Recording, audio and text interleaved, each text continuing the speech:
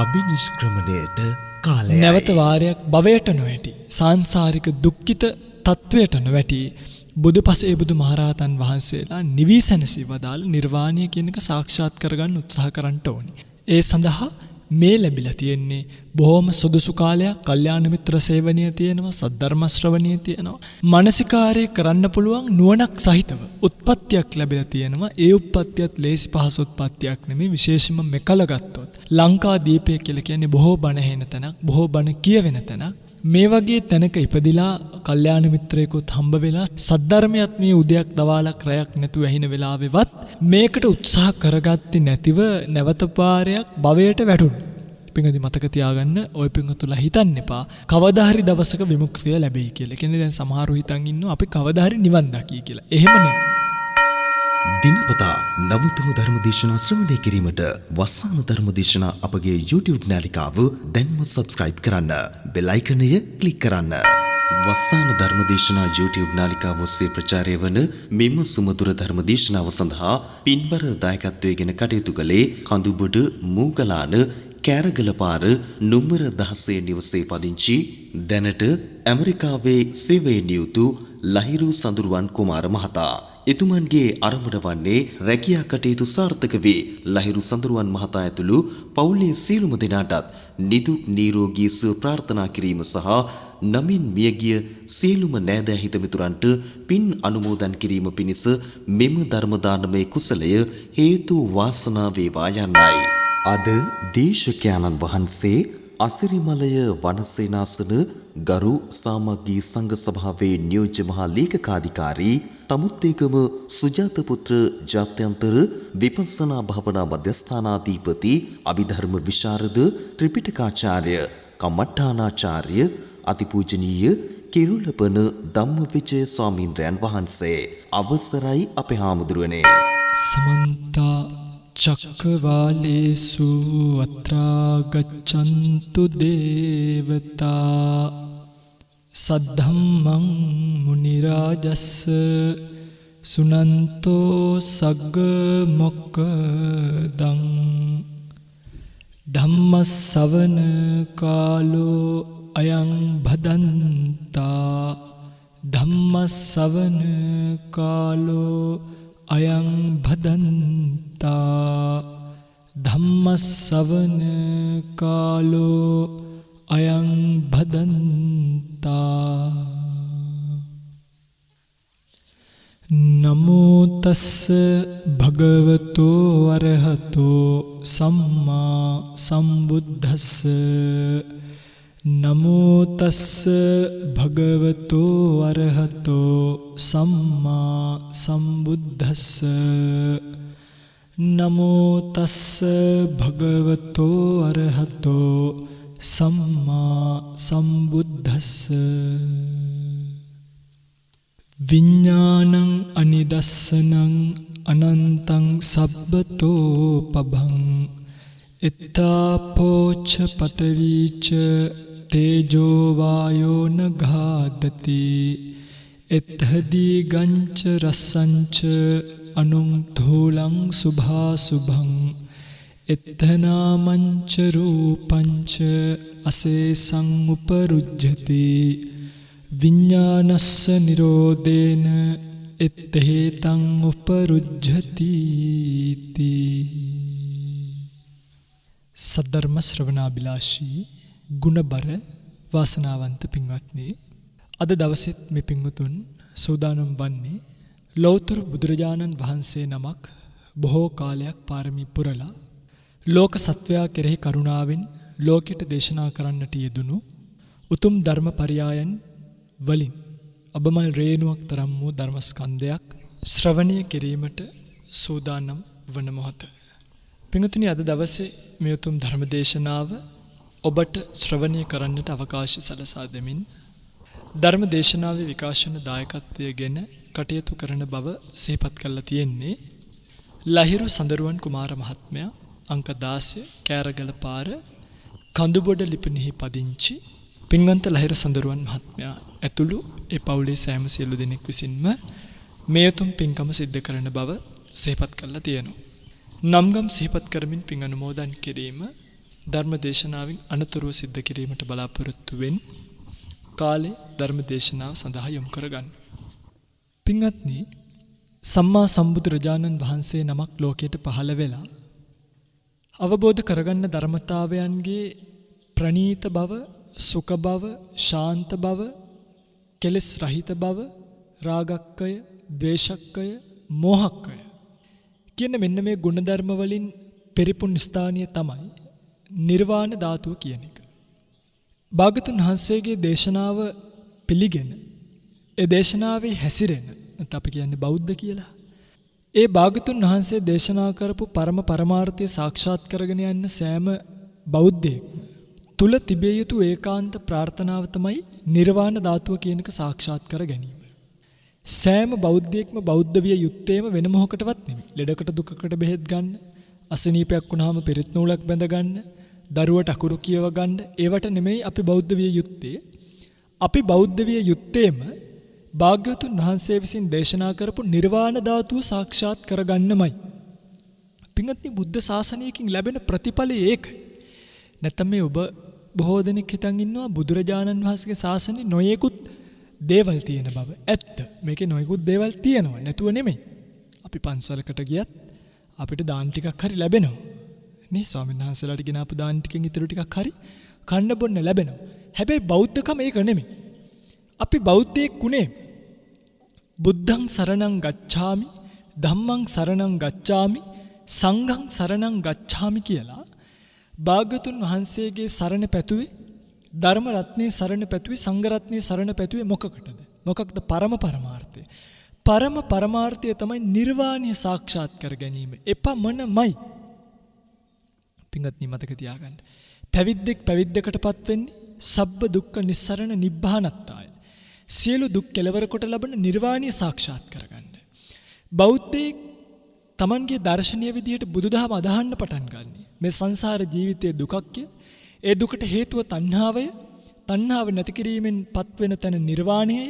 නිර්වාණය සාක්ෂාත් කරගන්න තියෙන මාර්ගය ආර්ය අෂ්ටාංගික මාර්ගය කියන චතුරාර්ය සත්‍ය ධර්මයේ දැකලා, චතුරාර්ය සත්‍ය ධර්මයේ අහලා, ඒ වචනානුසාරයෙන් තේරුම් අරගෙන අනේ අපිත් මේ නිර්වාණයෙන් නිවි යන්න ඕනේ කියන ප්‍රාර්ථනාවෙන් තමයි බෞද්ධයෙක් බෞද්ධ විය යුත්තේම.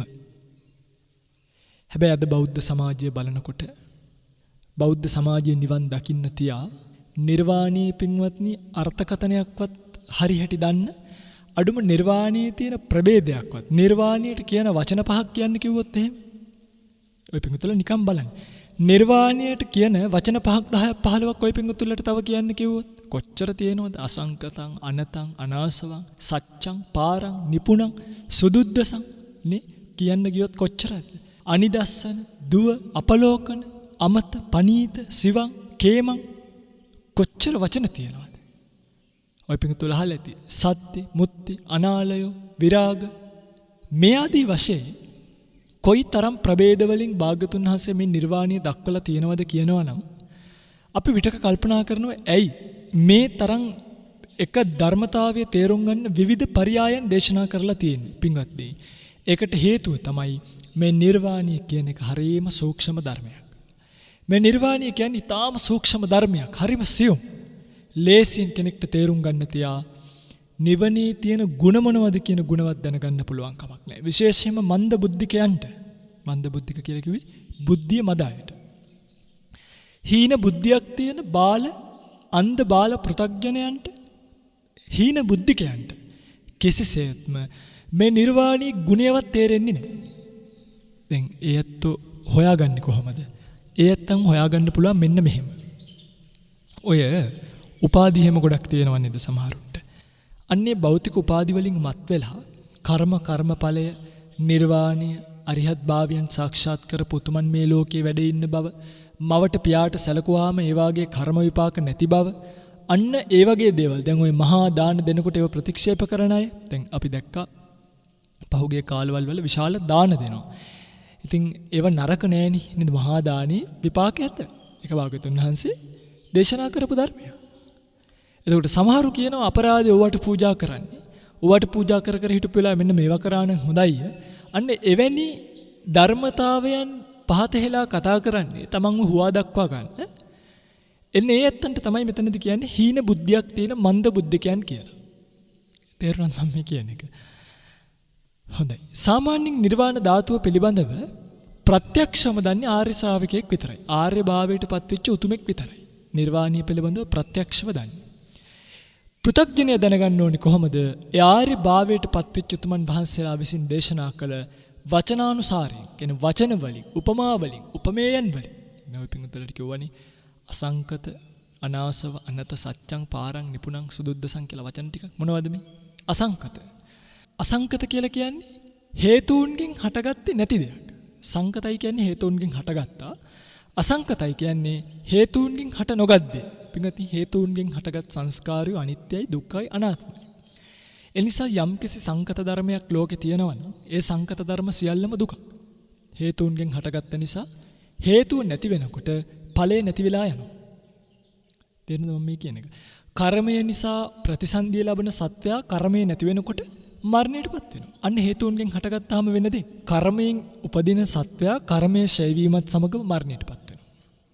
පෙරපින් විපාක දෙන්න පටන් අරන් මොන හරි වස්තුව ලැබෙන්න ගත්තාම ඒ පෙරපින් ඉවර වෙලා හොය පෙරපින් විපාක භාවයට එන්නේ නැතුව පව් විපාක භාවයට එන්න ගත්තොත්, අකුසල කර්ම විපාක භාවයට එන්න ගත්තොත් අන්න හේතුන්ගෙන් හටගත්තු සම්පත්තීන් සියල්ල විනාශ වෙලා යනවා. ගිනි ගන්නවා.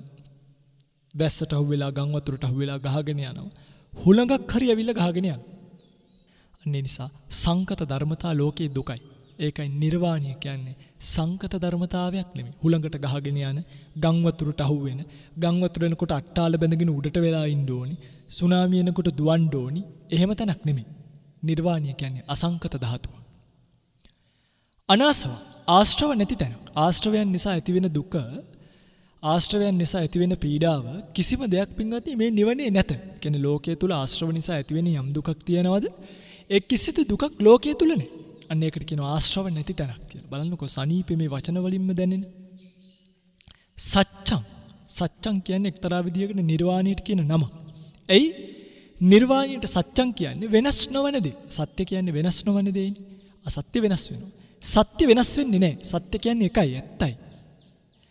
අන්න නිවනට සත්‍යං කියලා කියන්නේ නිර්වාණය කියන්නේ පිටුද වෙනස් නොවන සත්‍යතාවයක්, ධර්මතාවයක් ඇති තැනක්. අන්න ඒ නිසා ඒකට කිව්වා සත්‍යං කියලා. පාරං. පාරං කියන්නේ එගොඩ පවතින දෙයක්. කියන්නේ ලෝකේ නෙමෙයි. දැන් මේ ඉන්න පවතින ලෝකේ නෙමෙයි. ලෝකේ පවතින දේවල් තමයි චිත්ත, චෛතසික, රූප කියලා කියන්නේ. සිත, චෛතසික, රූප වලින් හැදිච්ච නැත්නම් ස්කන්ධයන්ගෙන් හැදිච්ච ඒකවෝකාර භව, චතුවෝකාර භව, පංචවෝකාර භව කියන මේ භව සංඛ්‍යාත ලෝකය.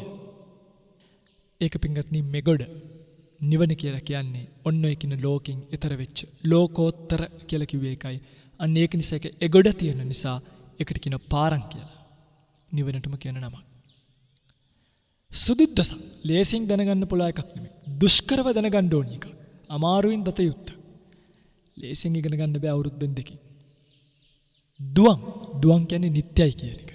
මේ නිර්වාණ ධාතුව නිට්ටය ධාතුවක්. මේක අනිත්‍ය වෙන්නේ නැහැ. මේවා කියලා දෙන්න. හරි. තවත් ඉතින් මේ වචන කියන්න ගියොත් පින්වත්නි දැන් නිවන කියන්නේ ලෝකයෙන් එහා පවතින එකක් නේ. කියන්නේ ලෝකය ඈතර කරපු එකක් නේ. අන්නේ ලෝකයෙන් ඈතර පවතින නිර්වාණ ධාතුව පිළිබඳව අපිට හඳුන්වන්න තියෙන ලෝකයේ තියෙන සම්මුති වචන වලින්. ඔය පිටුලට තේරෙනවද? ලෝකයෙන් ඈතර පවතින තත්වයක් පිළිබඳව, ධර්මතාවයක් පිළිබඳව හඳුන්වන්න වෙලා තියෙන්නේ කොහොමද? ලෝකයේ පවතින වචන වලින්. එනිසා ඒ වචනානුසාරයෙන් ඒක තේරුම් ගන්නවා විනා ඍජුවම නිවන කියන්නේ මේකයි කියන වචනයක් නැහැ. ඍජුවම නිවන කියන්නේ මේකයි කියලා හඳුන්වපු එක ගාතාවක් තමයි ධර්මදේශනාවට මාතෘකා කළේ. විඥානං අනිදස්සනං අනන්තං සබ්බතෝ පබං එත්ත ආපෝච්ච පටවීච තේජෝ වායෝ නගහදති කියලා සිහිපත් කරලා තියෙන තැන ඒකයි. ඒ පිළිබඳව කියලා දෙන්නම් ධර්මදේශනාවේ අවශ්‍ය තැනට යනකොට. පින්වත්නි මෙන්න මෙහෙම බොහෝ වචන වලින් නිර්වාණයේ தત્ත්වය පිළිබඳව හැඳුන්වුවාට ඒකෙත් දැන් මේ වචන වලින් කාටවත් නිර්වාණයේ தত্ত্বය නිකන් අර අපි කියන්නේ නිර්වාණයේ ගුණය තේරුම් ගන්න පුළුවන්. ගුණය මෙන්න මේ වගේ ගුණ තියෙනවා කියන එක තේරුම් ගන්න ඕන කෙනෙක්ට පුළුවන්. හැබැයි ඒ ගුණ බහූර්ත වූ නිර්වාණය නැත්නම් ඒ ගුණයන්ගෙන් යුක්ත වූ නිර්වාණය මේ වචනවල තේරුම දැනගත්තයි කියලා අවබෝධ වෙන්නේ නැහැ. වචන වලින් නිර්වාණය අවබෝධ වෙන්නේ නැහැ. වචන වලින් පළමුව අවබෝධ වෙන්නේ ගුණයයි. නිවනේ තියෙන ස්වභාවය. නිවනේ තියෙන වටිනාකම. නිවනේ තියෙන සුවය, නිවනේ තියෙන සැනසීම, අන්න ඒක තමයි වචන වලින් අවබෝධ වෙන්නේ. තේරුණාද මම කියන එක? හොඳයි. පිටින් බුදුරජාණන් වහන්සේ නමක් බොහෝ කාලයක් පාරමී පුරලා සාක්ෂාත් කරලා උදම්මනපු ධර්මය තමයි නිවන කියලා කියන්නේ. නිර්වාණයට පත්වෙච්ච රහතන් වහන්සේලා උදම්මනලා තියෙන විදිය දැක්කහම පරිනිබ්බුතෝ කියලා, පරිනිර්වෘතභාවයට පත් වුණා කියලා එතනින්ම තේරුම් ගන්න පුළුවන් භාග්‍යතුන් වහන්සේ නමක් සහ ඒ ශාසනය ලැබෙන පරම ප්‍රතිෂ්ඨාව නිර්වාණය කියලා. හරිද පින්නද? මේ නිර්වාණ ධාතුව පෙර කිව්වත් වගේ අසංකත ධාතුවක්, නිත්‍ය ධාතුවක්, ලෝකෙන් ඈතර වෙච්ච ලෝකෝත්තර ධාතුවක්. අහවල් තැන උතුරේ තියෙනවා, දකුණේ තියෙනවා, උඩ තියෙනවා, යට තියෙනවා කියන්න බෑ, දිශාවක් නෑ. ලෝකේ ඉන්න යම්තාක් සත්වයෝ ඉන්නවාද ඒ සෑම සත්වයකම ප්‍රතිෂ්ඨාව තමයි නිවන කියලා කියන්නේ. හැබැයි නිවනේ සත්වයෝ නෑ. සත්වයක් නැතුව වුණත් සෑම සත්වයකම ප්‍රතිෂ්ඨාව බවට පත් වෙන්නේ නිවනයි. දෙපැත්තක් නේ. ඔය පිටුතල බලන්න සත්වයක් නෑ කියනවා. ආයි ප්‍රතිෂ්ඨාවක් ගැන කියනවා. ඒක තමයි නිවනේ ස්වභාවය. පරම සුඛය නිවනයි. හැබැයි නිවනේ කිසිම සුඛ සොම්නස් වේදනාවක් නැත. නිවනේ කිසිම වේදනාවක් නෑ. වේදනාවක් නැතුව වුණත් සත්වයන්ගේ පරම සුඛය බවට පත් වෙන්නේ නිවනයි. ඒක ගැඹුරුයි. පිටින් මේක තේරුම් ගන්න අන්ධයන්ට බෑ. අන්ධ බාල පෘථග්ජනයන්ටත් බෑ. අන්ධයෝ කියලා මෙතන කිව්වේ ඇස් අන්ධයට විතරක් නෙමෙයි. අන්ධ බාල පෘථග්ජනයට. ඒ අන්ධ බාල පෘථග්ජනය පින්වත්නි ජාත්‍ය අන්ධයෝ වගේ තමයි. හිතන්න ලෝකේ තියෙනවා පාටක් තැඹිලි පාට කියලා. දැන් ජාත්‍ය අන්ධයෙක් කවදාවත් තැඹිලි පාට දැකලා නැහෙනි. අපි යාට කියනවා තැඹිලි කියලා පාටක් තියෙනවාය කියලා. මේ ජාත්‍ය අන්ධයා පොරකනවා මේ තැඹිලි කියලා පාටක් ලෝකේ නැහැ කියන්නේ. ඇයි? ඒක තැඹිලි පාටි වරදක්ද? තැඹිලි පාට පවතින ලෝකයේ වරදක්ද? බලපු එක්කිනාගේ ඇහි වරදක්ද? බලපු එක්කිනාගේ ඇහි වරදක් නේ. අන්න ඒ වගේ මගේ පින්වත්නි ජාත්‍ය අන්ධයෝ ඉන්නවා නිර්වාණ ධාතුව ලෝකේ පවතිනවා. හැබැයි ඔවුන්ට ඒක පේන්නේ නැහැ. මොකද ධර්මීය අසුර කිරීමක් නැහැ. ධර්මීය පරීක්ෂීමක් කරලා නැහැ. කිසිදු ධර්මතාවයක් දන්නේ නැහැ. අන්න ඒ නිසා ඒ ඇත්තන්ට ගේන්න පුළුවන් එකම තර්කය නිර්වාණ ධාතුව කියන එක නැතයි කියලා කියන එක විතරයි. හැබැයි ඔවුන් ඇස් නැති අන්ධයෝ වගේ Tamanට පේන්නේ නැති දෙයින් නැතයි කියන නිකන් හිස් පිරිසක් බව විතරක් දැනගත යුතුයි. කල්යාණ පෘථග්ජනයොත් ඉන්නවා. ඒ කියන්නේ දැන් අන්ධබාල පෘථග්ජනයෝ කියලා එක කොටාසයක් ඉන්නවා. ඒ වගේ නිර්වාණීය කර්මඵල ප්‍රතික්ෂේප කරන කල්යාණ පෘථග්ජනයා කොහොමද කියන්නේ? මෙයාට පින්වත්නි නිවන නිකන් ලාවට පේනවා. ಗುಣ වශයෙන් පේනවා. අනුමාන ඥාණින් පේනවා. හැබැයි ආර්යතුමන් වහන්සේලාට නිර්වාණීය ප්‍රත්‍යක්ෂයෙන්ම පේනවා. මේ තමයි නිර්වාණයේ ස්වභාවය. පින්වත්නි මේ නිර්වාණ ධාතුව පිළිබඳව දේශනා කරන නිසා මේ නිර්වාණ ධාතුව පිළිබඳව යම්කිසි හැඳින්වීමක් කරන්න. දැන් සාමාන්‍යයෙන් ලෝකයේ පවතිනවා සම්මුති නිර්වාණය කියලා එකක්. ඔය පිටුතු ලහලා ඇති නිබ්බුතා නූන සාමාතා නිබ්බුතා නූන සෝපීතා නිබ්බුතා නූන සානාරී යස්සායන් ඊදිසෝපති කියලා ගාතාවක් තියෙනවානේ. මේ කියන්නේ මොකක්ද? මේ සිද්ධාර්ථය යනවා දැකලා කිසා ගෞතමී සිද්ධාර්ථව වර්ණනා කරනවා. සිද්ධාර්ථ කුමාරයා හරියම සම්පත්තියකින් යුක්ත කෙනෙක්. ශ්‍රී සම්පත්තියක් තිබ්බ දකින්න කෙනා නිවන තරම්. එනිසා මේ කිසා ගෞතමී කියන ක්ෂත්‍රීය කුමාරිකාව සිද්ධාර්ථ කුමාරයාව වර්ණනා කරනවා නිබ්බුතානූන සාමාතා. මෙවන් පුතෙකු ලද මව නිවුනේ. නිබ්බුතානූන සෝපීතා. මෙවන් පුතෙකු ඇති පියා ඔහුත් නිවුනේය. මේ නිවුණ කියලා කියන්නේ නිවන් දැක්ක කියලාද? නෑ. මේකට කියන්නේ සම්මුති නිර්වාණය කියලා. නිබ්බුතානූන සානාරි. මෙවන් සැමියෙකු ලැබපු ලඳ යස්සායන් ඊදිසෝපති. මෙවන් සැමියෙකු ලැබපු ලඳ කාන්තාව නාරිය කියලා කිව්වේ ඒකයි. නිබ්බුතානූන සානාරි නිවුනේය කියලා කිව්වා. දැන් පින්ගන්නේ මේ සිද්ධාර්ථ කුමාරයා කියලා කියන්නේ සංසාර ජීවිතයේ අනන්ත පාරමිතාවක් පුරලා ආපු උතුමෙක්. මේ උතුමන් වහන්සේ ඇවිදින, කතා කරන, හැසිරෙන හැම තැනකම තියෙන මහා ශාන්ත භාවයක්. ඒ තමයි පස්චිම භවික බෝධිසත්වයේ ලක්ෂණ. ඒ උන්වහන්සේලාගේ මෛත්‍රිය, කරුණාව, මුදිතාව, උපේක්ෂාව වචන කරන්න පුළුවන් කමක් නෑ. අනන්ත කාලයක් පාරමී පුරපු නිසා ඒ පාරමිතාවන් වලින් ලබන මහා කරුණා ගුණය බෝසත් කාලිනම්මත් යම් මට්ටමකට නැතුව නෙමෙයිනේ. භාග්‍යවත් ගුණය බෝසත් කාලිනම්ම භාගතුන් වහන්සේ නමකට තියෙන ගුණයක්. දකින්න ඕන කෙනෙකුට සතුට ඇති කරපු, දකින්න ඕන කෙනෙකුට ආපහු දැකීමේ ආශාව ඇති කරපු, රූප ශෝභාව, ශරීරයේ තියෙන වස්ත්‍රයක් වුණත්, වාසය කරන වාසස්ථානයක් වුණත්, පරිභෝග කරපු භාණ්ඩයක් වුණත්, ගමන් කරන විට උන්වහන්සේලාගේ පැවැත්වූ ඉරියව්වල ශෝභනත්වය මේ හැමදේම කතා කරමින් සිනාසන කොට උන්වහන්සේ ළඟ තිබ්බ ශෝභනත්වය. අන්නේ ඒ ශෝභනත්වය බෝසත් කාලිනම්ම තියෙනවා. ඊළඟට 33 මහා පරුෂ ලක්ෂණ, 80ක් අනුව්‍යංජන ලක්ෂණ, කේතුමාලා ව්‍යාම ප්‍රභා අශීති හස්ත ප්‍රභා කියන රශ්මීන්ගෙන් යුක්ත වන තථාගත දේහය මේවා පින්වත්නි බොහොම ශ්‍රීමත් කාරණා. මිනිසෙකුට තියා දෙවියෙකුට බ්‍රහ්මයෙකුටවත් එවැනි ශරීරයක් හිමි වුණේ නැහැ. ඒ බව සඳහන් වෙලා තියෙනවා විශේෂයෙන්ම භාග්‍යතුන් වහන්සේ පිළිබඳව. බෝසත් කාලය ගැන පැත්තකින් තියන්න. භාග්‍යතුන් වහන්සේගේ කතාවෙන් අපිට තේරුම් ගන්න පුළුවන් මේ උතුමාණන් වහන්සේ කොයිසා පරිපූර්ණ උතුමන් වහන්සේ නමක්ද කියන කාරණාව. විශේෂයෙන්ම උන්වහන්සේ ඔය යමා මහ පෙළෑර පාලා තීර්ථක මතනය කිරීම පිණිස දෙව්ලොව වැඩම කරානේ. දෙව්ලොව වැඩම කළ සක්දෙව් රජුගේ පාණ්ඩු කම්බල සෛලාසනයේ වැඩ හිටියා. වැඩ ඉන්නකොට දසදහසක් සක්වලින් දෙවියෝ බ්‍රහ්මයෝ උන්වහන්සේ වටා ඇවිල්ලා හිටගත්තා. හැබැයි ඒ කවුරුත් අතර රූප ස්වභාවයෙන් තථාගතයන්න් වහන්සේව යටපත් කරන්න පුළුවන් එකම දෙවියෙක් බ්‍රහ්මයෙක් ඒ අවස්ථාවේ හිටියේ නෑ කියන එක සිහිපත් කරලා තියෙනවා. නකෝචි දේවෝ වන්නේන සම්බුද්ධං අතිරෝචති. සබ්බේ දේවේ අදිග්ගයිහ සම්බුද්ධෝව විරෝචති. සිහිපත් කරනවා භාග්‍යතුන් වහන්සේමයි එතන බැබළුවේ කියලා. මේසා ගුණයක් දරපු මේසා ශ්‍රීමත් බවක් දරපු මේ උතුමාණන් වහන්සේව ගෙහි කල දැකීම මාත්‍රේ පවා කෙසා ගෞතමියට පින්වත්නි මේ කවිය කියනව නෙමෙයි නිබ්බුතානූන සාමාතා. හැබැයි මේ නිබ්බුතා කියලා සිහිපත් කළේ මෙතන මතක තියාගන්න නිවුණයි කියන එක නිර්වාණයයි කියන එක නෙමෙයි. සම්මුති අර්ථයෙන් සම්මුති නිර්වාණයෙන් කායික චෛතසික පීඩාවන්ගෙන් මිදුණා කියන කාරණාවයි මේ සිහිපත් කළේ. උපද්‍රවයන්ගෙන් මිදුණා කියන එකයි මේ සිහිපත් කළේ. සුවසේ දිව්‍ය අතිතෙක් වාසය කරනවා කියන එකයි මේ සිහිපත් කළේ. ඒ සංසිඳීම, ඒ සංසුන් බව, ඒ ශාන්ත බව දක්වන්නයි මෙතන නිබ්බුතා කියන වචනේ සම්මුති නිර්වාණයෙන් යෙදුනේ. හැබැයි භාග්‍යතුන් වහන්සේ නමක් ලෝකේ අවබෝධ කරගන්න ධර්මයට අනුව උන්වහන්සේ දේශනා කරන නිර්වාණය හිම නිර්වාණයක් නෙමෙයි. ඒ නිර්වාණී ප්‍රධාන වශයෙන් කොටස් දෙකයි. සෝපාදිශේෂ, අනුපාදිශේෂ.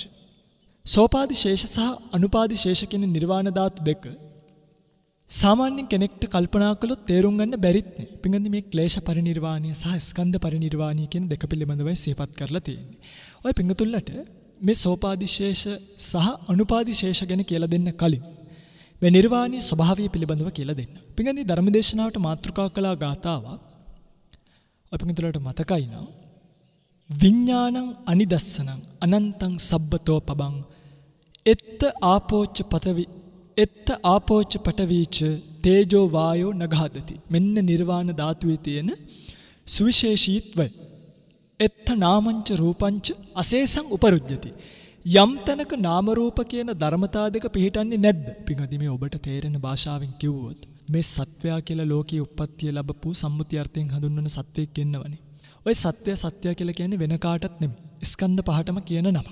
රූප ස්කන්ධය, වේදනා ස්කන්ධය, සංඥා ස්කන්ධ, සංස්කාර ස්කන්ධ, විඥාන ස්කන්ධ කියන ස්කන්ධ පහේ එකතුවට තමයි ලෝකයා කියන්නේ සත්වයා කියලා. හරියට සිමින්ති වැලි ගල් ගඩොල් ආදී දේවල් නැති තැන ගෙයක් නෑ වගේ.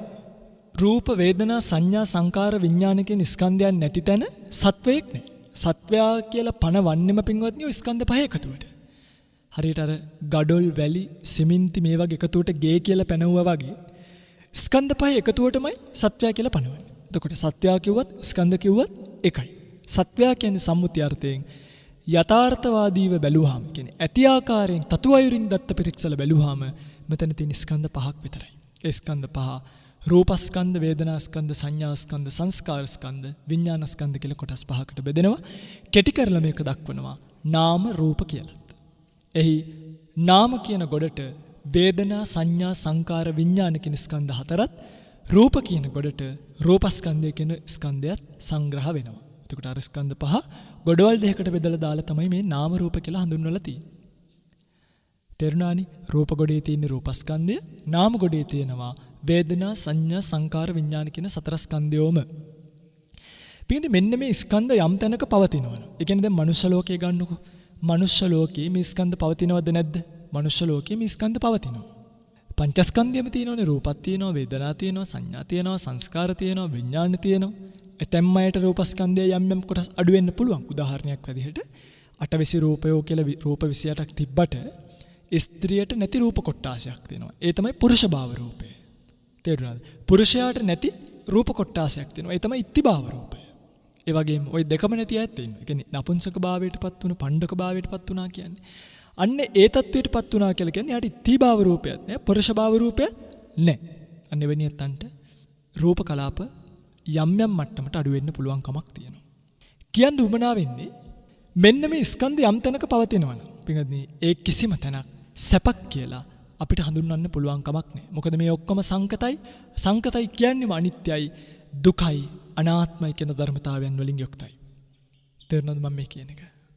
මනුෂ්‍ය ලෝකෙ විතරක් නෙමෙයි. ඉතින් සතර අපාය ගත්තොත් සතර අපායත් එහෙමයි. නිරය, പ്രേත, තිරිසන්, අසුර. මේවත් ස්කන්ධ වලින් යුක්තයිද නැද්ද? ස්කන්ධයන්ගෙන් යුක්තයි. ඊළඟට දිව්‍ය ලෝකෙට යන්න. දිව්‍ය ලෝකෙත් පින්වත්නි ස්කන්ධයන්ගෙන් යුක්තයි. බ්‍රහ්ම ලෝකෙට ගියාම බ්‍රහ්ම ලෝකෙත් මේ ස්කන්ධයන්ගෙන් යුක්තයි. රූපී වේවා, අරූපී වේවා. මේ කොතනත් ස්කන්ධ සහිත පින්වත්නි දුක කියනක ලෝකේ තියෙනවා. හැබැයි නිර්වාණය කියන්නේ එහෙම තැනක් නෙමෙයි. නිර්වාණය කියන්නේ එත්ත ආපෝච්ච පඨවීච තේජෝ වායෝ නගහදති. මේ පඨවි ආපෝ තේජෝ වායෝ කියන සතර මහා භූතයන් නොපවතින තැනක් වෙනවද? ඔබට තේරෙනවද මම මේ කියන එක? යම් තැනක සතර මහා භූතය පිහිටන්නේ නැද්ද? අන්න ඒ ස්ථානයට තමයි සත්‍යාගේ පරම ප්‍රතිෂ්ඨාව කියලා කිව්වේ. මොකද පින්වත්නි දැන් මේ ලෝකේ යම් තැනක සතර මහා භූතයෝ සහිත රූපයත් ඊළඟට විඥානයත් නාම රූප කියන දෙක හට ගන්නවා නම් ඔතන මහා පීඩාවක් නේ. ඒක සකස් කරන්න, රැක ගන්න. ඒවත් එක්ක වෙන වෙනස් වීම වලදී එන දුක් දරා ගන්න. මේ හැම දෙයක්ම පින්වත්නි ලෝකේ පවතින දුකක්. වේදනාව කියලා කියන්නේ එක්තරා විදියකට සුඛ සහ සෝමනස්ස වේදනා කියලා වේදනා ප්‍රභේදයක් තිබ්බට සුඛ සෝමනස්සයි කියලා. මෙතන පින්වත්නි මේ සුඛ වේදනාවන් සහ සෝමනස්ස වේදනාවන් ගැන කෙනෙක් කල්පනා කරලා බැලුවොත් පැත්තකට ගිහිල්ලා ඉඳගෙන මේ සුඛ වේදනාව සෝමනස්ස වේදනාවන් උපදවා ගන්න කොච්චර මහන්සියක් වෙන්න ඕනිද බලන්න. සමහරු එක මාසයක් වැඩ කරන්න ඕනි දවස් දෙකක් තුනක් ගෙදරට සල්ලි ටිකක් අරන් ඉන්න. සමහරුන්ට වේල් 3ක් කන්න දවසේ පැය ගාණක් වැඩ කරන්න ඕනි. වේල් 3 කන්න පැය ගාණක් වැඩ කරන්න ඕනි. සාමාන්‍යයෙන් බත් වේලක් කෑවත් පින්වත්නි ඒ වේල් 3 කන්නෙත් නැහෙනි. සමහරු දැන් අද වෙනකොට බත් වේලක් කෑවත් ඇඟේ කෑම තියෙන්නේ පැය 4ක් විතර. නේද? පැය 4ක විතර කාලයක් පවතින්නේ. ඒත් වේල් 3ක් කෑවොත් පැය 12කට කන්න පැය 10ක් විතර වැඩ කරන්න. උදේ කාලේ වැඩ කරනවා දවල්ට. දවල් කාලේ වැඩ කරනවා රැට. උදේ වැඩ කරන්නේ දවල්ට කන්න සමහරු. දවල් වැඩ කරනවා රැට කන්න. රැ වැඩ කරනවා ආපහු පහුවදා උදේට කන්න. හැබැයි කන කෑමක දිරෝගෙන ආයෙත් කන්න උත්සාහ කරන ලෝකයක්. හැමෝම සල්ලි හම්බ කරගෙන දුවන ලෝකයක්. ඔබට තේරෙනවද? මේක මහ පීඩාවක්. අද ගන්න සැප අදින්ම ඉවරයි. හෙට ඒ සැප ආපහු හොයන්න මනස වද දෙනකොට ඒ සැප හොයාගන්න මිනිස්සුන්ට බොරු කියන්න වෙනවා, ප්‍රාණඝාතය කරන්න වෙනවා. විවිධ දේවල් කාමයේ වර්ධව හැසිරෙන්න වෙනවා, සුරාපානීය කරන්න වෙනවා, අනුන්ගේ දේවල් හොරකම් කරන්න වෙනවා. මේ දේවල් නිසා අකුසල් විපාක රැස් කරනවා. සැප හොයන්නන් කියලා හිතාගෙන අකුසල් විපාක රැස් කරපු එකේ ප්‍රතිඵලයේ විදිහට මේ ජීවිතේ තව ටික කාලයක් ජීවත් වෙලා ඊළඟ පාර උප්පත්තිය ලබනවා අහේතුක ප්‍රතිසන්දිකය විදිහට. එක්ක දුගති අහේතුක වැරදිලාවත් දුර්වල කුසලයක් කරගෙන තියලා ඒ කුසල ඉදිරිපත් වුණොත් සුගති අහේතුකෙක් විදිහට උප්පත්තිය ලබනවා. බොහෝ වෙලාවට වැරදි කරන අය ලෝභය අධිකයි නම් പ്രേත ලෝකේ. බොහෝ වෙලාවට ද්වේෂය අධිකයි නම් නිරය. මෝහය අධිකයි නම් තිරිසන් ලෝකේ. ඔහොම තමයි උප්පත්තිය ලබන්නේ. බොහෝ සෙයින් මෙවැනි උප්පත්ති වලට යන සත්වයා ඊට පස්සේ පින්වත්නි එතනින් එහාට කවදාවත් ඒගොල්ලන්ට සංසාර ජීවිතේ විමුක්තියක් ලබන්න පුළුවන් කමක් නැහැ. ඒ වගේන් ගැලවෙන්න පුළුවන් කමක් නැහැ. මොකද ඔය පින්වතුන්ලා නිකන් හිතන්න දැන් ඔන්න කෙනෙක් අපායට යනවා. කෙනෙක් අපායට ගියාට පස්සේ යාට පේන්න තියෙන්නේ දැන් අපායට යන අකුසල විපාක හිතක් තියෙන උපේක්ඛා සහගත සම්තීරණ හිත කියලා අකුසල විපාකයක්. අහේතුක සිත් 18 තියෙන එක සිතක් අභිධර්මී ඉගෙන ගන්නවා නම් දන්නවනම් මේ උපේක්ඛා සහගත සම්තීරණයෙන් ගිහිල්ලා උප්පත්තිය ලැබුවට පස්සේ පින්වත්නි අපි හිතමුකෝ දැන් කවුරු හරි කෙනෙක් දේවදත්ත නිරිසතාව ගන්නකො. දැන් දේවදත්ත නිරිසතාවට පේන්නේ ඇහෙන්නේ ඔක්කොම කපපියව් කොටපියව් නිරිපල්ලෝ ලෝදිය ඇඟට දැනෙන ස්පර්ශ දුක්ඛ සහගතයි. මේ ඔක්කොම අකුසල විපාක. මේ විපාක නිසා අභිනව කර්ම සකස් වෙනවා නම් එතනදී හිතන්න පින්වත්නි දුක්ඛ සහගත විපාකයකින් කොච්චර අමාරුවක්ද නිරිසතෙක්ට එක ඥාන සම්ප්‍රයුක්ත කුසලයක් ආදී තැනකටපත් කරගන්න. ඒ නිසා ඒගොල්ලන්ට ඒ තැන්වලදී ඇති වෙන්නේ ගැටීමක්මයි. පටිඝ සම්ප්‍රයුක්ත සිත්මයි. පටිඝ සම්ප්‍රයුක්ත සිත් නැවත ඇතිවීම තුළ ආපහු කල්ප ගානකට අකුසල් සකස් කරගෙන ඒ අකුසල විපාක භාවයට ගෙනල්ලා දෙන්න තිරිසන් ලෝකෙන් പ്രേත ලෝකයට. പ്രേත ලෝකෙන් නිරේ ලෝකයට. නිරේ ලෝකෙන් ආයි තිරිසන් ලෝකවල වලට මාරුවෙන් මාරුවට සතර පායෙම උප්පත්තිය ලැබලා ඉන්නවා. සතර පායට වැටිච්ච කෙනෙක් ඒකයි භාගතුන් වහන්සේ සිහිපත් කරන්නේ. ආපහු සතර අපායෙන් ගොඩට එනවා කියලා කියන්නේ කන කැස්බෑවෙක් බියසිදුරින් එළිය බලනවා වගේ දුර්ලභ අවස්ථාවක්. ඒක වෙන්නෙම නැති තරම්. ඒක වෙන්නෙම නැති තරම්. වෙන්නෙම නැති තරම්. නොවෙනවාමත් නෙමෙයි. නමුත් හරිම කලාතුරකින් වෙන දෙයක්. එනිසා මතක තියාගන්න අද වෙනකොට මෙන්න මේ කියන නිර්වාණ ධාතුව සාක්ෂාත් කර ගැනීම පැත්තකට දාලා මිනිස්සු කර ඉන්නේ මොනවද මොන බොරුවක් දනේ පින්ගන්නේ. කොයි තරම් අපිව රවට්ටන්නද කාව රවට්ටන්නද මොනව රවට්ටන්නද මොකට රවට්ටන්නද කියලා මම දන්නේ නැහැ. හැබැයි බුදුදහමත් විකුණගෙන දැන් අපි දැක්ක පහුගිය දවස්වල එක්තරා භික්ෂුන් වහන්සේලා පිරිසක් විසින්ම මේ නිර්වාණයට එක එක අර්ථකථන දෙමින් දැන් නිර්වාණය කියන එකට පින්වත්නි භාගතුන් වහන්සේ දීලා තියෙන මේ ගැඹුරු අර්ථ විවරණය දෙන්නේ. මේ විඥානං අනිදස්සනං අනන්තං සබ්බතෝපබං එත්තාපෝච පටවීච තේජෝ වායෝ නගාදති එත්ත නාමංච රූපංච අසේසං උපරුජ්ජති. නාම රූප ධර්මතාවන් වල ඉතිරි නැතුව නිරුද්ධ වීම කියන පණිවිඩය දෙන්නේ නැතුව. දැන් මම දැක්කා පහුගිය දවසක භික්ෂුවක් නමින් පෙනී සිටින යම් කෙනෙක් සිහිපත් කරනවා මේ නිවන කියලා කියන්නේ 아무තු මේ අර ඩ්‍රග්ස් ගැහුවා වගේ මත්ද්‍රව්‍යයක් පාවිච්චි කරා වගේ එකක් කියලා. මොන බොරුවක් තිබ් කලන් පින්ගද? දැන් මත්ද්‍රව්‍යයක් පාවිච්චි කරලා ගන්න සැපය ආමිස වේදනාව. හැබැයි මේක නිර්ආමිසයි. ඒ නිර්ආමිස සුවය කියන එක සාක්ෂාත් කරගන්න යන කෙනෙක්ට කවදාවත් පුළුවන් කමක් නැහැ ආමිස වේදනාවක් එක්ක මේ නිර්ආමිස වේදනාව කම්පයා කරන්න සංසන්දනය කරන්න. එහෙම සංසන්දනය කරපු ගමන් පින්වත්නි ආමිස වේදනාව ලෝකයට අයිති එකක් නිසා ලෝකෙන් ඊතරව පවතින ලෝකෝත්තර ධර්මතාවය පිළිබඳව කාටවත් හිතා ගන්නවත් පුළුවන් කමක් නැහැ. ඒ නිසා මතක තියාගන්න ඕනේ කවදාවත් ලෝකේ පවතින ධර්මතා එක්ක නිර්වාණය කියන එක ගලපන්න යන්න සම්ප්‍රදාය වෙනස් කරන්න යන්න එපා. සමහරු කියන කතාවක් තමයි මේ වර්තමාන ලෝකේ හරි සංකරයි. ඒ සංකර විදියට අපි වෙනස් වෙන්න ඕනේ කියලා. පින්වත්නි ලෝකයේ සංකර වෙනකොට ඊට අනුරූපීව වෙනස් වෙන්න ඕනේ පැවිද්දු නෙමෙයි. ඒක ලෝකයා වෙනස් වෙයි. හැබැයි පැවිද්දත් ඒත් එක්කම වෙනස් වෙන්න ගියොත් මම ওই පින්වතුන්ට උදාහරණයක් කියන්නම්. දැන් ලෝකයේ ආදි කාලේ මිනිස්සු ඇඳුම් තියෙනවනේ. සමහරු කොළාතු වෙල්ලන් හිටියා. සමහරු ගස්වල පොතු වෙල්ලන් හිටියා. ඊට පස්සේ ඒවා ටිකෙන් ටික ගිහිල්ලා දැන් සතුන්ගේ හම්පොරෝගත්තු කාලයක් තිබ්බයි කියන එක අපිට ඉතිහාසයේ පරීක්ෂණ කොට දකින්න පුළුවන්කම ලැබෙනවා. සමහරක් තැන්වල සමහරක් රටවල අදට. හැබැයි දැන් අද වෙනකොට මේවා වෙනස් වෙලා මිනිස්සුන්ගේ ඇඳුම වෙනස් වෙලා ඇවිල්ලානේ. දැන් ඒක හොඳයිද නරකයිද? ඇත්තටම පින්වත්නි එහෙම එකම තැනක එල්ලිලා ඉන්න නැතුව වෙනස් වෙලා ආපු එක හොඳයි. හැබැයි දැන් භික්ෂුව ඉන්නවනේ. බුදුරජාණන් වහන්සේ භික්ෂුවට පනවලා තියෙන්නේ චීවරය කියන එක. එතකොට දැන් බුද්ධ කාලේ 2564ක් පරිනිර්වාණයෙන් ගෙවිලා ගිහිල්ලා දැන් 2564ක් වෙනකොට අදට සිවුර යන්තම් ඉතුරු වෙලා තියෙනවනේ. ඔය පිංගුතුල්ලා කැමතිද? මම ඔය පිංගුතුල්ලාෙන් ප්‍රශ්නයක් අහනවා. ඔය පිංගුතුල්ලා කැමතිද වර්තමාන ලෝකයට අනුව හැඩ ගැහෙන්නයි කියලා ස්වාමීන් වහන්සේලා මේ සිවුර අයින් කරලා සිවුරු පාට රෙද්දෙන්ම කලිසමක් ෂර්ට් එකක් මහගත්තොත් කියන්න මට. ඔය පිංගුතුල්ලා කල්පනා කරලා බලන්න. ඔය පිංගුතුල්ලා කැමතිද? මොකද මේ සිවුරු රෙද්ද කියන්නේ නිකන් පටලවන් ඉන්න එකක්. නිකන් පටලවන් ඉන්නේ. රෙදි කැල්ලක් වගේ. ඊට වඩා වටිනාකම වැඩි. සනීපය වැඩි, සුවය වැඩි. මම කිව්වේ රෙදි කැල්ල පටලවන් ඉන්නවා වගේ පටලවන් ඉන්න එකක්. ඊට වඩා පහසුයි මේක කලිසමක් ෂර්ට් එකක් විදියට මහගෙන අඳින්න පුළුවන් වුණා න ะ. ඊට පස්සේ හිස බානික බලන්න. දැන් හිස බානික ඇත්තටම පිඟුදේ ඔය පිඟුතුලට තේරුම් ගන්න පුළුවන් නම් මම ඊයේ පෙරේදත් අපේ පුංචි ස්වාමීන් වහන්සේ නමක් කවදා හරි අපේ අත් ගෙවෙයි කියලා. ඇයි දැන් මේ කෙස් බාන්න එපයි පිංගවත්නි. තේරෙනවද මම මේ කියන්නේ? දැන් සම්ප්‍රදායට අනුව වෙනස් වෙන්න ඕනේ කියලා හිතලා කලිසමුකු ෂර්ට් එකකුයි සිවුරෙන් මහගෙන කොණ්ඩෙත් වවල කැප් එකකුත් දාගත්තොත් හරිද? එහෙම වෙනස් වෙන්නද අපි? නැත්නම් භික්ෂු සම්ප්‍රදාය රකින්නද? පිංගත්නි භික්ෂුවට එහෙම ඕන විදියට මේ ශාසනය වෙනස් කරන්න බෑ. ඒක අකාලිකයි. තුන් කාලයටමයි භාග්‍යතුන් වහන්සේ ධර්මයේ දේශනා කළේ. ඒක එකලට ගැලපුණා මෙකලට ගැලපෙන්නේ නෑ. එහෙම නේ. භාග්‍යතුන් වහන්සේ තුන් කල් නුවණින් දැකලා සෑම දෙයකම පිළියමක් දේශනා කරලා තියෙනවා. ඒ නිසා කන්න ඕනි වුණාම කබර ගෝයාව තල ගෝයා කරගන්නවා වගේ දුර්භීක්ෂ කාල ආවයි කියලා කුඹුරවල් වලට වහින්නයි. රටේ මිනිස්සුන්ට කන්න නැහැ කියලා හේන් දාගෙන කොටු දාගෙන ඒ කොටු වල එළවලු හිටවන්නයි පැල හිටවන්නයි ලොකුම අලයින පැලේ මොකක්ද කියලා හොයන්නයි. ඕක නෙමෙයි භික්ෂුව කරන්න ඕන. දැන් මම දැක්කා පහුගිය දවස්වල එහෙම යම් අය එහෙම දාලා තිබ්බා මේ ලොකුම අලයින පැලේ මොකක්ද කියලා හොයනවා. දැන් ඕක ආර්ය පරිශ්‍රණයද? නේද? බුදුරජාණන් වහන්සේ ආර්ය පරිශ්‍රණයයි කියලා කිව්වේ ලොකුවටම වැඩෙන්නේ මොන ගහද? ඒවට මොන පොහොරද දාන්න ඕනිද කියලා එක හොයාගන්න කියලාද? නෑ. මේ භික්ෂු සම්ප්‍රදාය අතික්‍රමණය කරන්න හොඳ නෑ. භික්ෂුවට තියෙනවා පාවහන් දානකොට පිළිපැදිය යුතු නීතිය.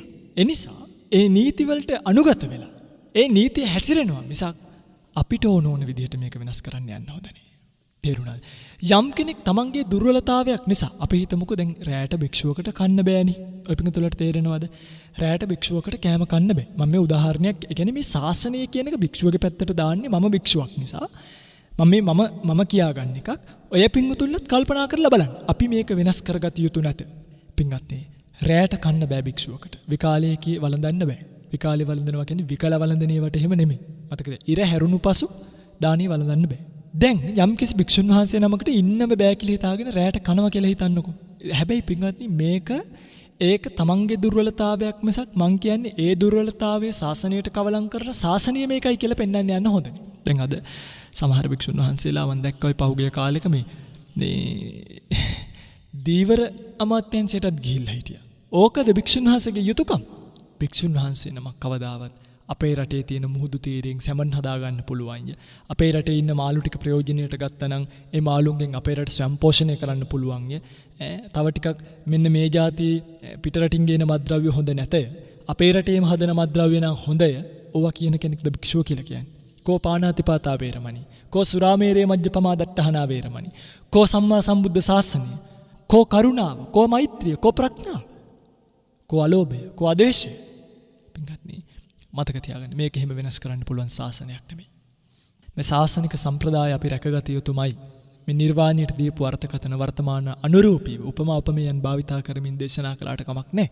හැබැයි ඒ තියෙන අර්ථය බාල කරන්න, අර්ථය හීනි කරන්න යන්න ඕනේ. මම මේක ගැන කියන්නේ වෙන මොකක්වත් හින්දා නෙමෙයි.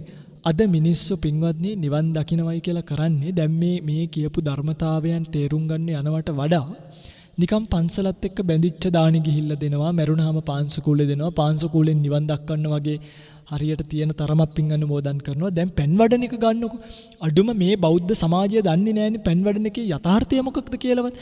ඒ ඇත්තු හිතන් ඉන්නේ පෙන් වැඩුවේ නැත්නම් සමහරව හිතන් ඉන්නවා පින් යන්නේ නැහැ කියලා. ඒක සම්ප්‍රදායක්, ඒක වටිනවා. නමුත් පෙන් වැඩිම කියන්නේ කුමක්ද, කුමන අර්ථයෙන්ද? උන්න මේ උද කං වට්ටං යතා නින්නම් පවත්තති ඒව මේව ඊතෝදින්නම් පේතානං උපකප්පති. මේ දේශනා කරපු උපමාව තේරුම් ගන්න. හරියට උඩින් ඉඳන් වැටෙන වතුරයකින් යට තියෙන හිස් භාජනයක් පිරෙනවා වගේ පින් කරගත්ත මිනිසුන්ගෙන් පින් වලින් හිස් වෙලා ඉන්න ප්‍රේතයන් ජීවිත සුවපත් භාවයට පත් කරගන්න. ඕකනේ කිව්වේ.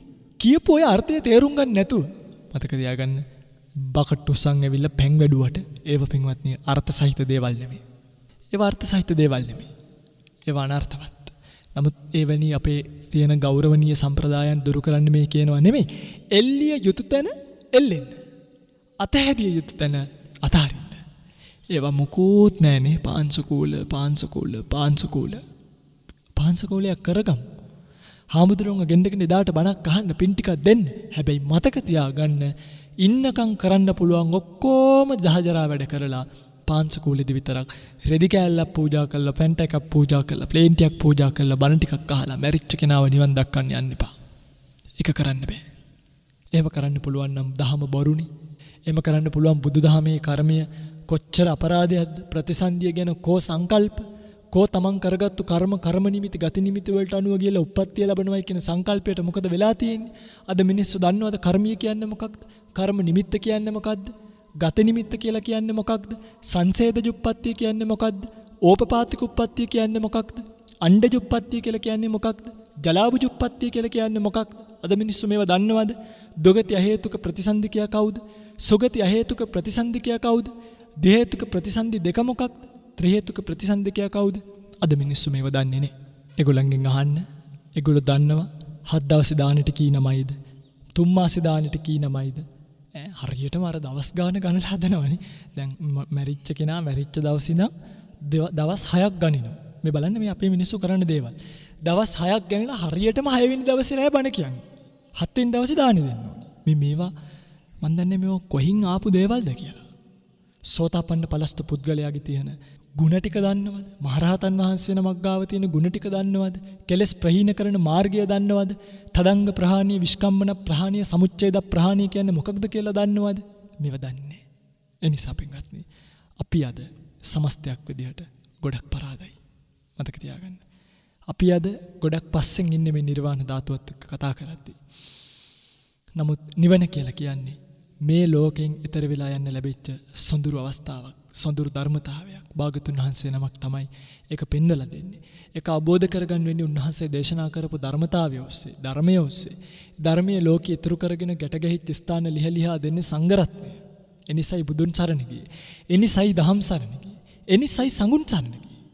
ලෝකයට අයිති දේවල් කරනවා නම් යමෙක් ඔහු කය විතරක් පැවිදි කරපු, සිත පැවිදි නොකරපු කෙනෙක්. මතක තියාගන්න. අද වෙනකොට හැමදේම ව්‍යාපාර ගාන්ට වැටිලා. හැමදේම ව්‍යාපාර ගාන්ට වැටිලා. හැම තැනම මුදල් පස්සෙන් දුවන, හැම තැනම මුදලට කරන්න පුළුවන් සියලුම දහජරා වැඩ කරන අමනුෂ්‍යයන් වැනි සමාජයක් බිහි වෙලා ඉන්නවා විනා. මේ ලෝකයේ පවතින නිරර්ථකභාවය, මේ ලෝකයේ පවතින අසාරභාවය, මේ ලෝකයේ පවතින නිස්සාරභාවය තේරුම් අරගෙන ධර්මතාවයන් අවබෝධ කරගන්න යන පෙරස හරිම අඩුයි. මූණට එකයි, හැරුණට පස්සේ එකයි කියන, අනිත් අයගේ දේවල් හොය ඉන්න, අනිත් අයගේ කේලම් කිය මිනිසුන් කොටවන, අනිත් අයට නිතරම ඇනුම්පද කිය ඉන්න මහා දුෂ්චරිත සමාජයක්, දුස්සීල සමාජයක්, පිදිය යුත්තන් පුදන්නේ නැති, ඍජු නැති, මෘදු නැති, සල්ලේක ගුණ නැති, අල්පේච්ඡ ගුණ නැති මේ ඇත්තෝ කවදානම් නිවන් දකිද්දෝ කියන කල්පනාව අපිට නිතර දෙවේලේ නොයනවත් නෙමෙයි. ඒ සංකල්පනාව අපිට එනවා. මොකද අපිට ඒක පේනවා. අපි දකිනවා ඔබ ධර්මයේ හැසිරෙනවද? ධර්මයෙන් පිටට විසි වෙලා යනවද කියලා. රටේ ඉන්න ප්‍රධාන රටේ නායකයා කියලා පුංචිම කෙනා ගාවට යනකම් ගැනලා බැලුවොත් එක 10 දෙනෙක්වත් හොයාගන්න පුළුවන්ද කියලා සැකයි. නිර්වාණ මාර්ගය කියන්නේ මොකක්ද කියන එකවත් තේරුම් ගත්තෝ.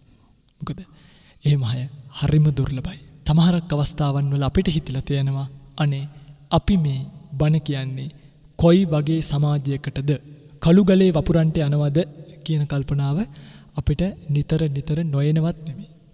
ඒ නිසා මතක තියාගන්න. ධර්මයේ කියන එක පින්වත්නි හරීම රසවත් එකක්. ධර්මයේ කියන්නේ හරීම සුව පහසු එකක්. ධර්මයේ කියන්නේ හරීම ප්‍රණීත එකක්. හැබැයි මම ඔබට ආරාධනා කරනවා ආයිත් සැරයක් මේ ධර්මයේ කියන්නේ මොකක්ද කියන එක ආයිත් සැරයක් එකපාරක් හරි හොයලා බලන්න. මේ ගෞරවනීය ආරාධනාව ඔබට කියවන්න මගේ පින්වත්නි රේරුකාණේ චන්දවිමල මහානායක මහා ස්වාමීන් වහන්සේගේ පොත්පත් අරගෙන. ඔකේ තියෙන පටිච්ච සමුප්පාද විවරණය, අභිධර්ම මාර්ගය, අභිධර්මී මූලික කරුණු, වංචක ධර්ම, චිත්තපක්ලේශ ධර්ම, බෞද්ධයාගේ අත්පොත, ශාසනාවතරණය, මේ හැම පොතක්ම අරගෙන කියවන්න.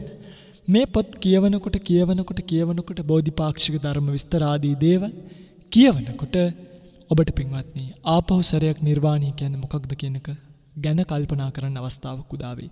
එකක් කියන්නම්. තවමත් නිර්වාණය පිළිබඳව කතා කරන, නිර්වාණය පිළිබඳව ලියවුණු, නිර්වාණය පිළිබඳව ඇහෙන දේශනා, පොත්පත්, කතිකාවත් නැතුව නෙමෙයි මේ අවස්ථාවෙන් ප්‍රයෝජන ගන්න. මේ අවස්ථාව හරිම දුර්ලභයි. ආපහු සසරේ ලැබෙන්නේ නැති අවස්ථාවක්. මේ අවස්ථාවෙන් නිසි ප්‍රයෝජනෙ නොගත්තොත් ඔබට යන්න වෙන තැන කවර ආකාරයේ තැනද, කොයි ආකාරයේ තැනද කියන එකවත් ඔබට හිතා ගන්න බැරි වේවි. ඒ බව සිහිපත් කරමින් ධර්මදේශනාවට ලැබිච්ච කාලය අවසන් වෙන නිසා ධර්මදේශනාව අවසන් කරන්නයි සූදානම් වන්නේ. අවසාන වශයෙන් සිහිපත් කරන්න මෙන්න මේ සෝපාදිශේෂ සහ අනුපාදිශේෂ නිර්වාණය කියන නිර්වාණ ධාතු දෙක. මොකද මෙන්න මේ නිර්වාණ ධාතු දෙක තමයි කෙනෙක්ට සාක්ෂාත් කරගන්න වෙන්නේ Tamanගේ මේ ජීවිතය තුළ. මේක ධර්මතා දෙකක් විදිහට දක්වලා තිබ්බට මේ නිර්වාණය කියන්නේ එකම ධර්මතාවයක්. වෙනස තමයි ස උපාදිශේෂ කියලා කියන්නේ පින්වත්නි උපාදි සහිත. උපාදි කියලා කියන්නේ ස්කන්ධ. රහතන් වහන්සේ කෙලස් පරිනිර්වාණින් පිරිනිවුණට උන්වහන්සේගේ කෙලසුන් මතු නූපදින ආකාරයෙන්ම සංසාරික ජීවිතේ සමුච්ඡේද වෙලා ගියාට උන්වහන්සේගේ ස්කන්ධ ටික තාම ඉතර වෙලා තියෙනවා. ඒ නිසා ස්කන්ධත් එක්ක තියෙන ස්කන්ධ දුක්ඛය ඒක ඒ විදිහටම තියෙනවා. ඒ නිසා ඒකට කියනවා උපාදි සහිතව. උපාදි සහිතව කියන්නේ ස්කන්ධ සහිතව සාක්ෂාත් කර නිර්වාණය. ස්කන්ධ දුක කියන එක තියෙනවා කියන එකයි මේකෙදි සෝපාදිශේෂ කියන වචنين හැඳින්වුවේ. උන්වහන්සේ කෙලස් පරිනිර්වාණයෙන් පිරිනිවිලා තිබ්බට ස්කන්ධ පරිනිර්වාණයෙන් පිරිනිවිලා නැහැ. හැබැයි යම්කිසි රහතන් වහන්සේ නමක් චුති චිත්තයටපත් වෙලා කර්මජ රූපයන්ගේ සංසිඳීමත් එක්කම ඇති වෙන නිර්වාණ ධාතුවට කියනවා අනුපාදිශේෂ පරිනිර්වාණී කියලා. ඒ කියන්නේ අනුපාදිශේෂ කියන්නේ එතනදී ස්කන්ධවල ඉතිරිවීමක් නැතුවම පූර්ණ වශයෙන්ම නිර්වාණ ධාතුවටපත් වුණා කියන එක තමයි ඒ අනුපාදිශේෂ නිර්වාණය කියන එකෙන් හඳුන්වලා දීලා තියෙන්නේ. ඒ නිසා ditta ධම්ම වේදනීය සහ සම්පරායික නිර්වාණ ධාතුවයි කියලා මෙතනදී දෙකක් දකින්න පුළුවන්කම ලැබෙනවා. ditta ධම්ම වේදනීයව ලැබෙන නිර්වාණ ධාතුව තමයි මේ කිප කෙලස් පරිනිර්වාණයෙන් ලබන නිර්වාණය සම්ප්‍රායික නිර්වාණ ධාතුව තමයි ස්කන්ධ පරිනිර්වාණයන්ගෙන් පසුව ලබන නිර්වාණ ධාතුව. මේ වගේ නිර්වාණ ධාතුව ලෝකේ වචන අනුසාරයෙන් විවිධ තවත් ප්‍රභේද වශයෙන් විග්‍රහ කරලා තිබ්බත් අපි මූලිකව තේරුම් ගත යුතු කාරණාව තමයි නිර්වාණය කියලා කියන්නේ. යම් තැනක ස්කන්ධය නොපවතිනවද අන්නේ නොපවතින ස්ථානයට කියන නමක් තමයි මේ නිර්වාණය කියලා කියන්නේ කියන එක දැනගන්න ඕනේ. ඒක හොඳටම තේරෙනවා අභිධර්මයේ ඉගෙන ගද්දී විශේෂයෙන්ම භූමි වශයෙන් කාමාවචර, රූපාවචර, අරූපාවචර, ලෝකෝත්තර කියලා භූමි 4ක් බෙදලා තිබ්බට කාමාවචර භූමිය, රූපාවචර භූමිය, අරූපාවචර භූමිය කියලා කොටස් 3ක් භූමි වශයෙන් පේන්න තිබ්බට ලෝකෝත්තර භූමිය කියලා 아무තු භූමියක් නැති බවත් ලෝකෝත්තර භාවය කියන තත්වයටම විවහාර කරන තැනක් මිස ප්‍රතිෂ්ඨාපනයක් තියෙන පිහිටක් තියෙන පිහිටලා තියෙන ස්ථානයක් ප්‍රතිෂ්ඨාපනයක් නැත්තම් පිහිටලා තියෙන ස්ථානයක් නෙවෙයි නිර්වාණ ධාතුව ලෝකෝත්තර භූමිය කියන කාරණාව නොඑක් තැන්වලදී විස්තර විග්‍රහ කරලා තියෙනවා. ඉතින් මේ සත්වයේ අවිද්‍යාව කියන එක මුල් වෙලා තණ්හා උපාදාන කියන කාරණාවන් මුල් වෙලා සංසාර චක්‍රයේ පින්වත්නි ගමන් කරන්නේ කම්මා විපාක වත්තන්ති. කර්මය නිසා තමයි මේ විපාක ස්කන්ධ කියන ඒවා හටගන්නේ. ඒ විපාක ස්කන්ධත් එක්ක නැවත නැවත සත්වයා මෙරි ඉපදි චක්‍රයක් වගේ මේක චක්‍රයක් වගේ. ඒ නිසා ඒකට කියනවා සංසාර චක්‍රය කියලා. චක්‍රයකට අහු වෙලා වගේ මේ සාංශාරික චක්‍රයට අහු වෙලා යන සත්වයාට තියෙන එකම පිළිසරණ තමයි මේ ඉපදීම මැරීම කියන ස්වභාවයෙන් යුක්ත ස්කන්ධයන්ගේ ඉතිරි නැතුව නිරුද්ධ කිරීමට පත් කිරීමට කියනවා නිර්වාණ ධාතුව කියලා. මම හිතන්නේ පිංගුතුලට තේරෙන්නේ නැති මේක හරීම සියුම් අර්ථයක් වචන වලින් කියන්න පුළුවන් අර්ථයක් නෙමෙයි. ඉතින් ඒ නිසා මේ පටිච්ච සමුප්පාදාදී ධර්මතාවයන් තේරුම් අරගෙන සත්‍තිස් බෝධිපාක්ෂික ධර්මයන් වර්ධනය කරගෙන ඒ සත්‍තිස් බෝධිපාක්ෂික ධර්මයන් තුලින් වැඩෙන ගුණධර්ම පාදක කරගෙන නැවත වාරයක් භවයට නොවැටි සාංශාරික දුක්ඛිත තත්වයට නොවැටි බුදුපසේ බුදුමහරහතන් වහන්සේලා නිවිසනසී වදාළ නිර්වාණය කියන එක සාක්ෂාත් කරගන්න උත්සාහ කරන්න ඕනේ. ඒ සඳහා මේ ලැබිලා තියෙන්නේ බොහොම සුදුසු කාලයක්. කල්යාණ මිත්‍ර සේවනීය තියෙනවා, සද්ධර්ම ශ්‍රවණීය තියෙනවා. මානසිකාරය කරන්න පුළුවන් නුවණක් සහිතව උත්පත්තියක් ලැබිලා තියෙනවා. ඒ උත්පත්තියත් ලේසි පහසු උත්පත්තියක් නෙමෙයි. විශේෂයෙන්ම මෙකල ගත්තොත් ලංකා දීපය කියලා කියන්නේ බොහෝ බණ හෙන තැනක්, බොහෝ බණ කියවෙන තැනක්. මේ වගේ තැනක ඉපදිලා කල්යාණ මිත්‍රයෙකුත් හම්බ වෙලා සද්ධර්මයත් මේ උදයක් දවාලක් රැයක් නැතුව ඇහින වෙලාවෙවත් මේකට උත්සාහ කරගත්තේ නැතිව නැවත පාරයක් භවයට වැටුණා. පින්වත්නි මතක තියාගන්න ඔය පින්වතුලා හිතන්න එපා කවදා හරි දවසක විමුක්තිය ලැබෙයි කියලා. කියන්නේ දැන් සමහරව හිතන් ඉන්නවා අපි කවදා හරි නිවන් දකී කියලා. එහෙම නැහැ. මේ ලෝකයේ සත්වය අනිවාර්යෙන් හිස් වෙන දවසක් එනවා කියලා කියන්න පුළුවන් කමක් නැහැ පින්වත්නි. මොකද එහෙම සත්වයන්ගේ පරිච්ඡේදයක් නැහැ. ඒ කියන්නේ ගණනක් කෙලවරක් නැහැනි පින්වත්නි. අනිත් එක හැමෝම නිවන් දකින්නෙත් නැහැ. බොහොම ස්වල්පයි නිවන් දකින්නේ. දැන් ওই පින්වතුලා හිතන්න කළු ගලක් තියෙනවා. ওই කළු ගල එකින් එක ගල අයින් කරත් අවුරුදු 100කට එක ගල ගානේ අයින් කරත් ওই කළු ගල අතුරුදහන් වෙන්න කොච්චර කාලයක් යයිද? චූටි පොත්ත අයින් කළොත්. අන්න ඒ වගේ මේ සත්වයා කියන පරිච්ඡේදයක් ගන්නක් නැති. සත්වයාගේ පරිච්ඡේදයක් පැත්තකට දාන්න සත්වයා උපදින්න භූමි වශයෙන් සලකන සක්වලවල් වලවත් පරිච්ඡේදයක් නෑ. අනන්ත සක්වලවල් වල කොයිතරම් සත්ව කොට්ටාසයන් ඉන්නවද කියන එක කවුරුත් දන්නේ නෑ. ඒ නිසා මගේ පින්වත්නි භාග්‍යවතුන් වහන්සේ නමක් විතරමයි මේ කාරණාව දේශනා කරන්නේ. තම තමන් ඊතර වෙනව විනා ලෝකයේ හිස් වෙයිද, ලෝකයේ පවතීද, අලුත් සත්වය පහළ වෙයිද? දැන් සමහරව හිතන් ඉන්නවා මේ අභිනව සත්වය පහළ වෙනවා කියලා. එහෙම එකකුත් නැහැ. භාග්‍යවතුන් වහන්සේගේ දේශනාව පැහැදිලි. අලුත් සත්වය ලෝකේ පහළ වෙන්නේ නැහැ. ඒ කියන්නේ අමුතුවෙන් මේ අලුතෙන් ඉපදුනා කියලා එකක් නැහැ. හැමෝටම අනමතග්ගෝ යම්බික්කවේ සංසාරෝ පුබ්බා කෝටින පඤ්ඤායති.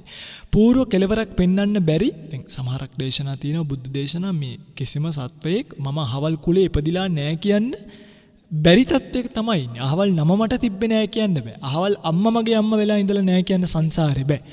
ඒ නිසා අභිනව සත්වය පහළ වෙන්නේ නැහැ. මේ සාංශාරික චක්‍රයට අහු වෙලා කැරකි ඉන්න සත්වය තමයි ලෝකයේ සංසාර දුකට වැටිලා තියෙන්නේ. මේ භයානක තත්වයන්ගෙන් මිදලා නිර්වාණ ධාතුව සාක්ෂාත් කරගන්න කොයි කවුරුත් එකසේ උත්සාහ කළොත් ඔවුන්ට මේ සෝපාදිශේෂ අනුපාදිශේෂ ආදී වශයෙන් විස්තර කර සමුච්ඡේද ප්‍රහාණය කෙලෙස් සමුච්ඡේද ප්‍රහාණයෙන් ලබන්න පුළුවන් නිර්වාණ ධාතුව සාක්ෂාත් කරගෙන බුද්ධෝත්පාද කාලීය මනුස්ස ජීවිතය සද්ධර්ම ශ්‍රවණය කියන මේ කාරණා එකට එකතු වෙච්ච වෙලාවේ මෙයින් ප්‍රතිඵලයක් නෙලා ගන්න පුළුවන්. මේ උතුම් නිර්වාණ ධාතුවන් බුද්ධ ආදී මහෝත්තමයන්න් වහන්සේලා පැමිණ වදාළ මහරහත් ආදී උතුමන් වහන්සේලා විසින් උදම්මනමින් වර්ණනා කරන්නට යෙදුණු සුඛං සන්තං පනීතං ආදී වශයෙන් විවිධ වචනාර්ථයෙන් විග්‍රහ විස්තර කරන්නට යෙදුණු මේ නිර්වාණ ධාතුව අවබෝධ වීම පිණිස මේ උතුම් ධර්ම දානමය කුසලයේ ධර්ම ශ්‍රවණමය කුසලය ධර්ම දේශනාමය කුසලයේ හේතු වේවා පාරමී වේවා ප්‍රාර්ථනීය බෝධියකින් උත්තරීතර නිර්වාණ ධාතුව සුවසේම සාක්ෂාත් කරගනිත්වා කියලා කවුරුත් සාදු කියලා ප්‍රාර්ථනාවක් ඇති කරගන්න. ඒ වගේම අද දවසේ මේ ධර්ම දේශනාවේ දායකත්වයෙන් කටයුතු කරන දැනට ඇමරිකාවේ සේවයේ නියුතු ලහිරු සඳරුවන් කුමාර මහත්මයාගේ රැකියාව කටයුතු සාර්ථක වී එම මහතාටත් පවුලේ සැමටත් නිදුක් නිරෝගී සුව ප්‍රාර්ථනා කරන අතර මියගිය සියලු ඥාති හිත මිත්‍රාදීන්ට පින් අනුමෝදනා කිරීම බලාපොරොත්තු වෙන්නේ නැති නිසා සියලු මියගිය ඥාතීන්ද මේ පින් අනුමෝදන් කරගනිත්වා ධර්ම දේශනාවේ දායකත්වයෙන් කටයුතු කරපු පින්වතුන්ද සුඛ සහගත ප්‍රතිපදාවකින් උතුම් නිවනින් නිවේවා කියලා කවුරුත් සාදු කියලා ප්‍රාර්ථනාවක් ඇති කරගන්න. සියලු දෙවියෝ මේ පින් අනුමෝදන් කරගනිත්වා දෙව්ලොව සැනසෙත්වා දෙවියන්ද ප්‍රාර්ථනීය බෝධියකින් උතුම් නිවනින් නිවේවා කියලා කවුරුත් සාදු කියලා ප්‍රාර්ථනාවක් ඇති කරගන්න. දෙවියන්ට පින් අනුමෝදන් කරමු. කවුරුත් ගාථා සජ්ජායනා කරන්න. ආකාසට්ටාච බුම්මට්ඨා දේවා නාග මහිද්దికා පුඤ්ඤන්තං අනුමෝදිත්වා චිරං රක්칸තු ශාසනං ආකාසට්ටාච බුම්මට්ඨා දේවා නාග මහිද්దికා පුඤ්ඤන්තං අනුමෝදිත්වා චිරං රක්칸තු දේශනං ආකාසට්ටාච බුම්මට්ඨා දේවා නාග මහිද්దికා පුඤ්ඤන්තං අනුමෝදිත්වා චිරං රක්칸තු මං පරන්ති. වස්සාන ධර්මදේශනා YouTube නාලිකාව ඔස්සේ ඔබ ඒ ශ්‍රවණය කළේ කඳුබඩ මූකලාන කෑරගලපාර නොම්බර 16 නිවසේ පදිංචි දැනට ඇමරිකාවේ සේවයේ නියුතු ලහිරු සඳරුවන් කුමාර මහතාගේ පින්බර දායකත්වයෙන් යුතු ප්‍රචාරය වූ සුමధుර ධර්මදේශනා පින්කමයි. සිදු කරගත්තා වූ මෙම ධර්ම දානමය කුසලයේ අනුභවයේ බලයෙන් ඇමරිකාවේ සේවයේ නියුතු ලහිරු සඳරුවන් මහතාගේ රැකියා කටයුතු සාර්ථක වීමටත් එතුමාටත් පවුලේ සියලුම දෙනාටත් නිදුක් නිරෝගී චිරජීවනයේ උදා වීම පිණිස මෙම ධර්ම දානමය කුසලය හේතු වාසනා වේවා. ඔබටත් වස්සාන ධර්මදේශනා YouTube නාලිකාව ඔස්සේ දායකත්ව ධර්මදේශනා ප්‍රචාරය කරවා ගැනීම සඳහා දැන්ම කතා කරන්න 071 57 57 13 දුරකථන අංකයට 071 57 57 13 දුරකථන අංකයට WhatsApp Viber ඊමෝ මගින් අදම කතා කර ඔබේ දායකත්ව ධර්මදේශනාව වෙන් කරවා ගන්න. ධම්ම සුවබ සැමට සම්මා සම්බුදු සරණයි.